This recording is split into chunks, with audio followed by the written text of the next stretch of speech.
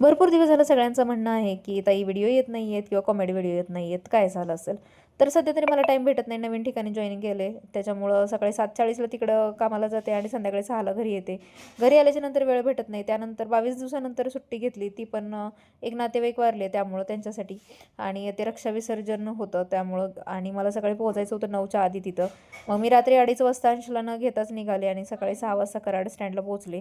त्यानंतर उजाडल्याच्या नंतर मग मी त्या गावी गेले.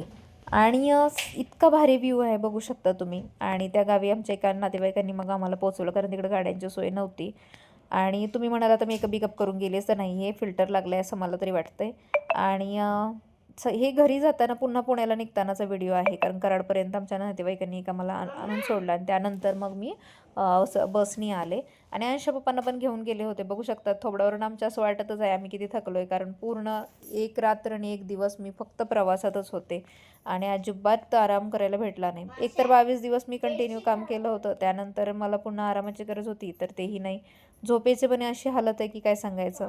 दुसऱ्या दिवशी सकाळी मी पुन्हा उठून मस्तपैकी अशी घेवड्याची भाजी बनवली, त्यानंतर चपाती बनवली डब्याला आणि चुपचाप कामाला गेले.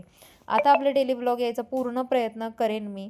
तर नवीन असणाऱ्यांनी चॅनलला तेवढं सबस्क्राईब करून घ्या. कमेंट करायला विसरू नका की तुम्हाला आपले व्हिडिओ कसे वाटत आहेत. आता खूप दिवसानंतर मी व्लॉग बनवते त्यामुळं की नाही थोडंसं एडिटिंगमध्ये प्रॉब्लेम आहे आणि आता बोलण्याचं स्पीडही कमी झालं आहे.